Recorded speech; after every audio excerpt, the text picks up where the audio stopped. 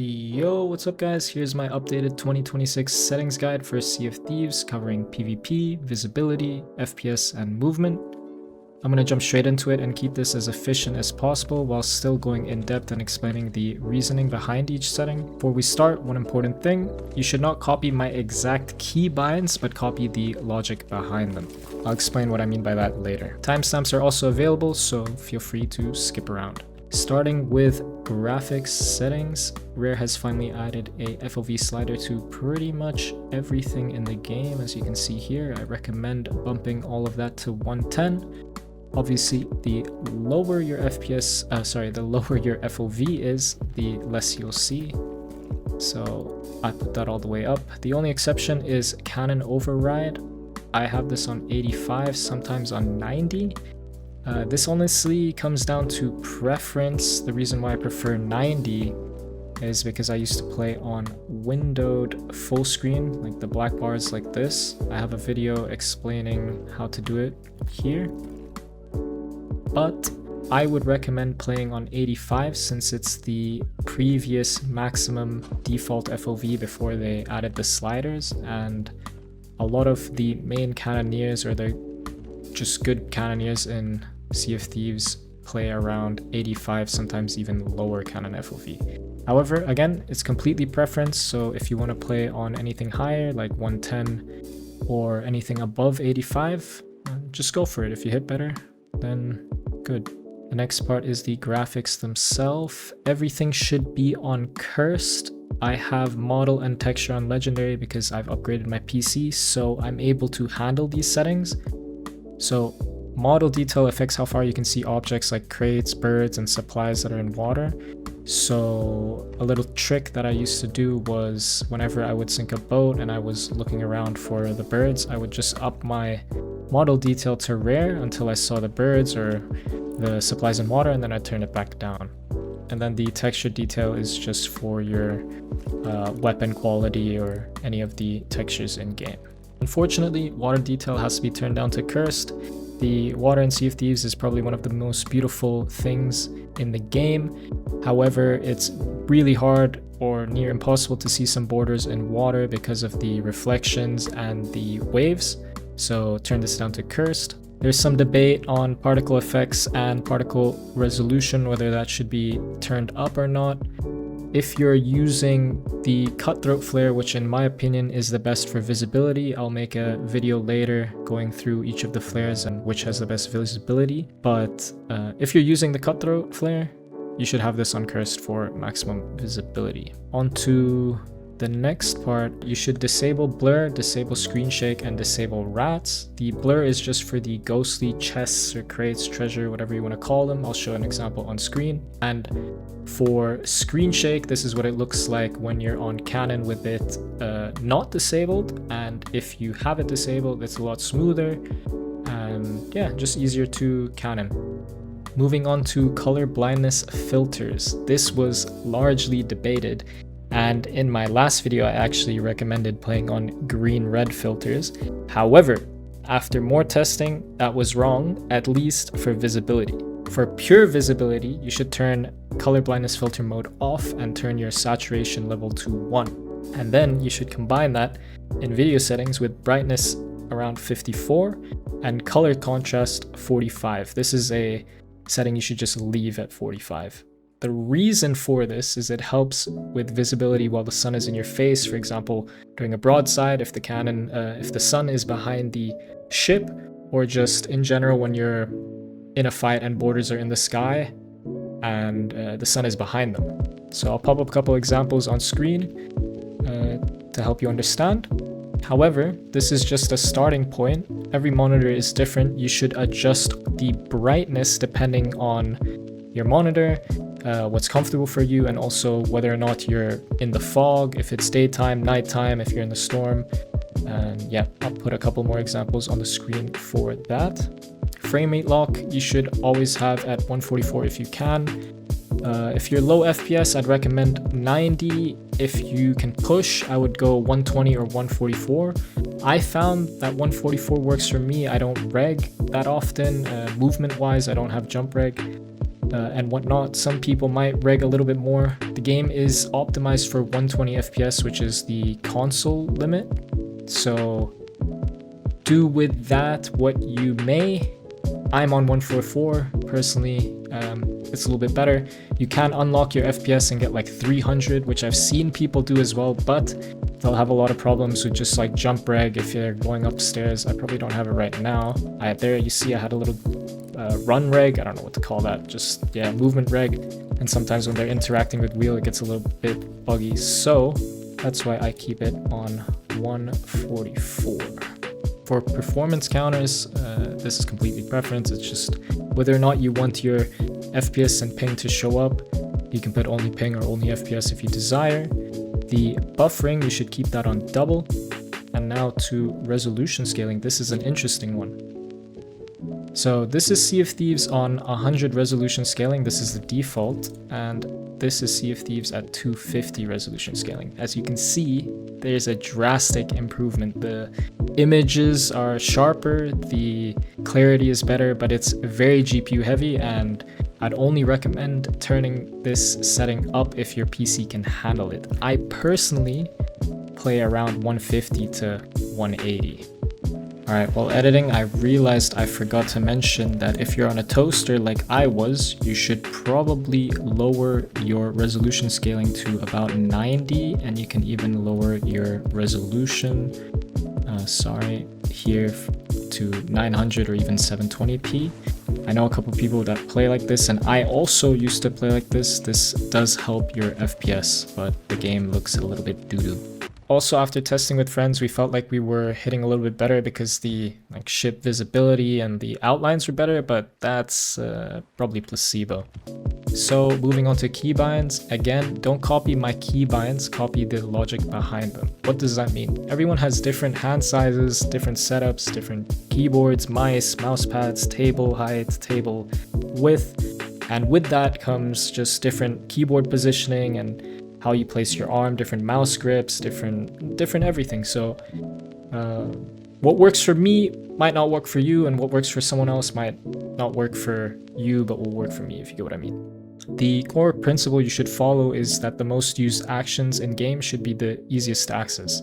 For example, in Sea of Thieves, that would be the interact and disengage and all of the weapon swaps, cycle weapons and 1 and 2.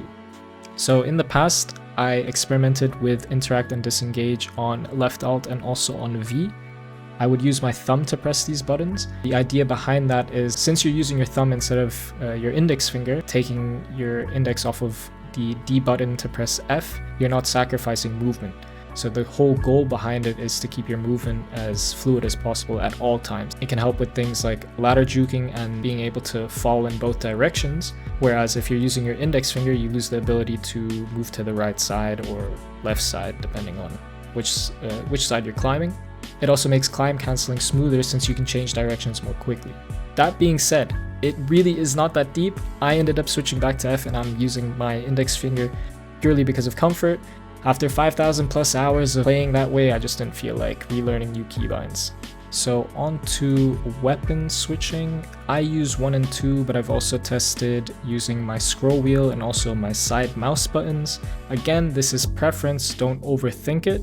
You should test out what works for you. So that also goes for all the utility keybinds such as bucket, food, planking, and your throwables. These should be on your side mouse buttons or near WASD, for example. Good choices would be C, V, B, T, caps lock, left control, and left alt, whatever's comfortable for you. But your most used actions should require minimal movement. Another thing you should change is your crouch. Make sure it's on hold. This makes it really easy to use and it lowers your hitbox and makes it very hard for players to hit their second shot if they're not patient. You can actually get away from getting hit by using crouch.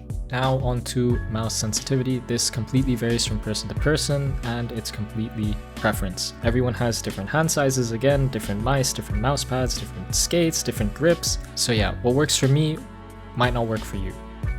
However, I do have some good bass lines that you could try out. For example, if you prefer to play high sensitivity, I would recommend playing on 1600 DPI and 1.0 in-game. If you're a low sense player, I would say 400 DPI, 1 or even 1.2 would be good. And if you're around the middle like me, I'm on 800 DPI, 1.2 in-game.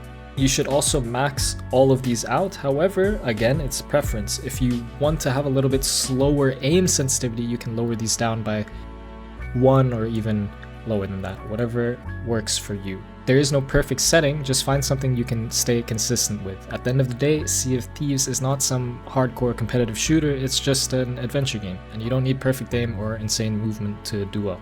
It's also worth noting, Sea of Thieves doesn't have a true one-to-one sensitivity scaling. I'll pop up a tweet from Sponge where he explains it quite well. If you want an in-depth video explaining this, you can watch this. So if your mouse software allows it, you can try lowering your polling rate from 1000 to 500 or 250 and see how it feels. For any of the controller settings, I would recommend following File's video here. Moving on to gameplay, this is pretty straightforward, simple but important. You should turn reduce hold to interact on. This allows you to have mobility while you're on cannon, to snipe, to eat. Also, while you're rezzing, you want to be able to move around. You should disable ship sitting interactions and the trinket interactions. This is so you don't accidentally interact with anything mid-combat.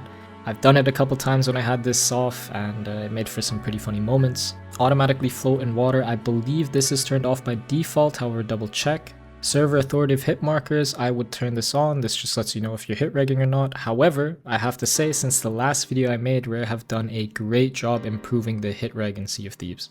So onto the HUD settings. On network, you should turn off enable unstable connection indicator. Why would you do this? It makes no sense. You'd want to see when you're lagging. For whatever reason, since they've added this, in me and my friend's experience, turning this off made us rubber band and lag a lot less. So out of sight, out of mind. The next important setting here would probably be the enable HUD voice chat indicator. I personally like to have this on. It just shows when other people are speaking around you. They'll pop up in the bottom right. It's a new setting they've added. Pretty sure it's turned on by default.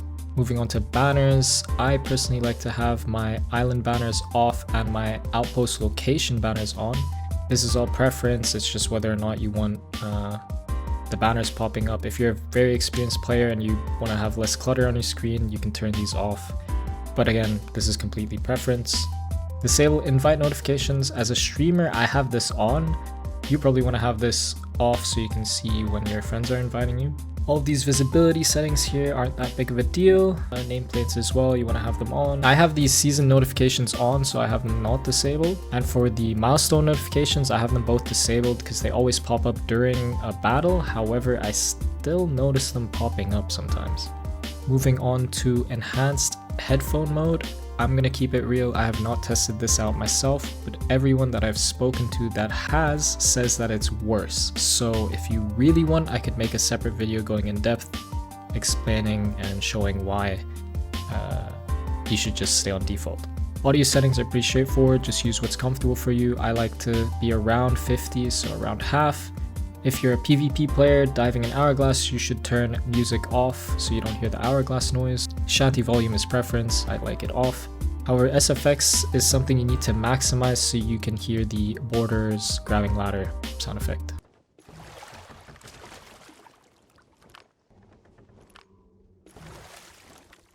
Proximity chat I would set to directional. This just lets you know exactly where someone is speaking from. It helps you understand like where they are better. And for the love of God, please turn push to talk on so you're not one of those players that just has noise blasting through their microphone.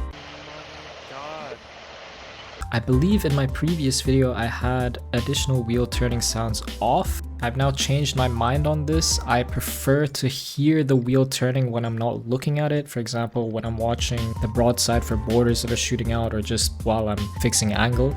I also prefer to have vomit sound effects on. It's just if someone's throwing up around me, I'd like to have that information. It's not that big of a deal. Musical hit notification volume is something you should turn on. I would leave it around 65, but it's gonna vary from player to player. And extend audio range of sea rocks when sailing, I have this off. Basically, when you're around rock, you'll hear them louder, like the waves crashing against the rock, so you know you're next to one. It's a pretty funny setting, to be honest. I should probably turn it on since I ran into islands and rocks all the time, bit of a skill issue. And here are my language settings. I haven't really changed much. Game language, you can mess around with it. Sometimes I put on Japanese or Russian purely for aesthetic. The important settings here are speech to text override. If you want to hear people's quick chat when they're like spamming Roddle or they put well played or whatever in chat, have this on. For matchmaking, this is something new they added since introducing cross stamp. If you want to merge to other servers, have this set to no, and if you want to stay on your server or stamp, set this to yes. The wording is confusing, yes I know, and hopefully Rare updates it. Moving on to the guild invites or guild management, I have guild invites disabled and the guild notifications on. This is preference. And this is the new streamer mode support. You can basically do all these settings yourself, but this is like a global one button to just change everything at once. Keep in mind, this does not hide your nickname from others. It just hides yours and other names of boats and guilds from you. So if you're streaming, people can't find out who's around you or who you're with.